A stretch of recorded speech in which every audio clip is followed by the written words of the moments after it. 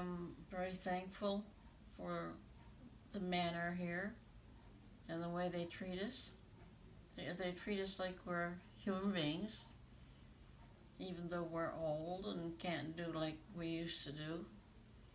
But the nurses are so good. I go get my medication, and they let me bring it over here, and I have it here for dinner and for supper, and have the afternoon with my husband. And not a lot of places would do that. And the nurses don't holler about me coming asking for my medication. They seem always glad to see me. And we can have the afternoon together and the evening, and we have our devotions together, and we sometimes go for a drive. Eat out. Hmm? And we eat out too. Yeah, we used to And eat we eat out. out to Murray's. We used to eat out a lot more, but since we have good meals here, that was a delicious dinner. Roast beef and gravy and squash and potatoes and Brussels sprouts and I don't know what was in the pudding, but our pudding, it was a cake. He had blueberries and I had maybe peaches. I don't know what it was. Anyway, able to rest in peace and quiet, and to look out at the beautiful scenery. We saw the leaves come, and then we've seen the leaves go. And our family comes to see us. Becky and Steve, my daughter and her husband came last night to watch the movie with us. And it's a real privilege to sit with your daughter and your son-in-law and your husband and watch a Christian movie. Even though I got cold. I'm always cold. I'm just thankful for this place. I love it. The people are good to me. And I believe the Lord directed both of us to this place to look after us at this age. We're not young anymore, so we just have to rely on people. And I'm really happy with the people that is looking after us. The girls are very happy, and I just am amazed at the people looking after Dorothy, the patience that they have to look after, different types of people. Some don't know where they are, some knows more, and it takes a lot of patience, and I just brag on them all the time. Yeah. That again.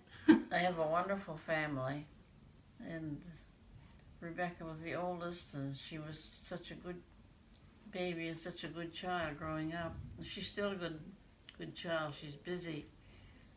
Her husband's a pastor, so she's busy. And she's always the one that comes to my help. This Colette, the last one, Colette, she lives in Calgary, so she's not around to do a lot. Mark is in Florida, so he wasn't as attentive as the girls. They say once the daughter, always the daughter, and once the son, when they're married to their wife, naturally. But Mark was a minister for many years, and Becky and Steve have been in the ministry for years, and Colette's been working. She worked for the UMB St. John for, I think, 30-some years. And I have good son-in-laws. Colette's husband, Ken. He's formerly background is from Hartland. The Keiths. You remember Mrs. Keith that used to give music lessons? His grandmother. And he was in the he worked, I don't know what it is, something with pressure and pipes or something like that. Engineer, yeah. An engineer? Well, maybe that sounds better. And I have a granddaughter. I have 2 granddaughters, so I have 3 granddaughters, so let's count them up. Mark's only daughter is in Kiev. She was in the American Air Force. They were all in the American military. And still, well, I guess they all are still yet. The oldest is Nathaniel, and he's in the medical part of the Army. And Tim is in, he's I have to stop and think, Coast Guard. And his wife, and they have 2 little boys, Nathan and I forget the name, not possible, but anyway. And then I have Cheryl, and she has 2 children, but they're both the same size she is now, so I have a great family, and I love them and they love me. And Scott was just here recently, and after he was married, he came east. We had a nice visit with Scott. And then Cheryl was married. We had her reception first, so all in all, got a great family. And Bus has 2 kids. 2 kids, Bus, Richard and Diane. Yeah. I had 2 of the family. And, well, Richard had 3 of the family, and Diane had 2. So, and they're all grown up now. Yeah. So, anyway, we talk back and forth, and we visit. Diane, my daughter, she's here once, twice a week, and talk on the phone. And Richard, he's busy working, so he comes when he can. And anyway, that's that's what it is to have a family that you don't have no problems with. And that's wonderful. Very thankful for having thankful on both sides of the family. Dorothy's children is good to me, and I try to be good to them. And you are. He's always good to them. They love him. Every day, I know the Lord is watching over us and caring for us, and brought us to this place for maybe the rest of our years. We're not sure, but that's the way it is. That we just trust the Lord every day for His goodness to us, and this is what we're looking for at the end of life's journey, to be with our Lord. And that when you accepted the Lord, you were working out in the field. And you got right off of the plow. Get off the plow and get on his knees and ask the Lord to save you. That's awesome.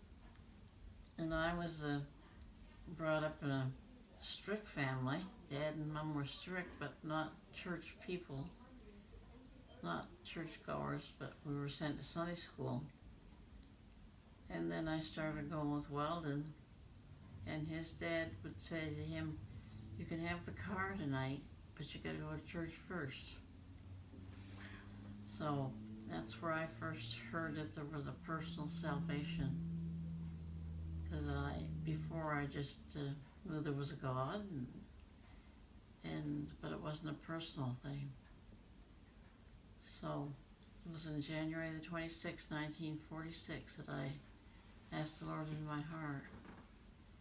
And I was working in an office, and I decided Weldon was going to UNB, and he decided he wanted to be a pastor. And I thought, if he's a pastor and I'm his wife, I'd better learn something about the Bible. So I went there for 3 years and graduated from there. And from then, it's been one long route, I guess you'd call it. I got married and went to Newfoundland for 2 years. And I hated the water when I went there, and I still don't like water, only to drink. And then we stayed there 2 years, guess maybe a little bit more than 2 years, and then we decided we'd like to go to France. So we applied to go to France and spent 7 years in France. And we were after a language study at the Sorbonne. They sent us to southern France, which was a beautiful climate. So we were there for 3 years down in southern France. And that's where Becky went to school, and Mark was just getting old enough to go to school, and we came home one term. And then the next term, the next place they sent us was Quebec. So we had a church built and started around our kitchen table with just a husband and 3 kids, and invite neighbors in and others who might be interested. And it got so the table wouldn't hold them, so we moved down the basement. And then the next move would be into a school, and finally we built a church. And we didn't build it, the Lord built it. But anyway, then after they leave you there 8 years, they won't leave you more than 8 years to start a church, or at least this organization would. We went back to France, and Colette was 11 and Mark was in high school. And Becky just got married the day we left for France. So, had another few years in France, and back to Quebec again, built another church. And then finally we ended up in Grand Falls. And then finally moved back to New Brunswick. Grand Falls. Florenceville. One prayer I've always had since I've been married. I loved the St. John River, and I grew up there playing in the riverbanks and had all my friends there. And I always prayed wherever I was, Lord, someday I would like to be able to retire near the river. So after my first husband passed away with a heart attack, Bus was always a friend of ours. He and Weldon grew up together. And he had lost Shirley 11 years before to cirrhosis of the liver. And so we used to see one another at Sunday dinners. We'd all go to Murray's for Sunday dinners, all the church kids or church people. Well, then I guess Bus decided he'd ask me to go somewhere with him, so that was the beginning.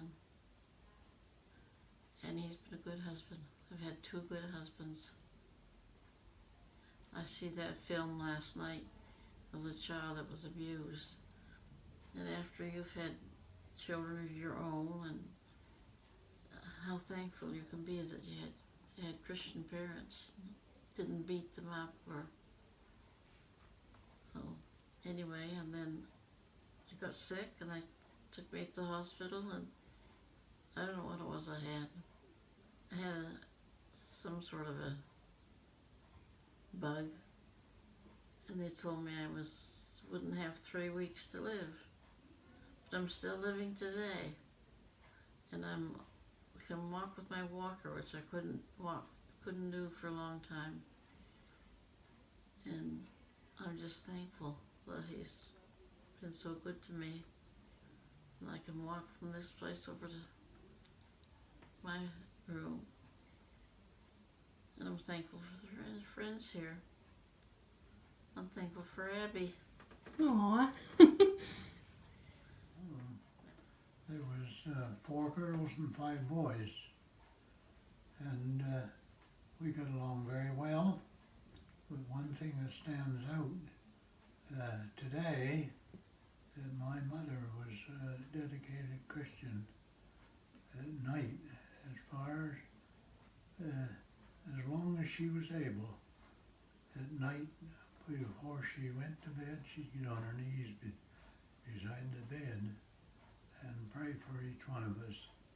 And I think that paid off, because as far as I recollect now, every one of us are saved and ready to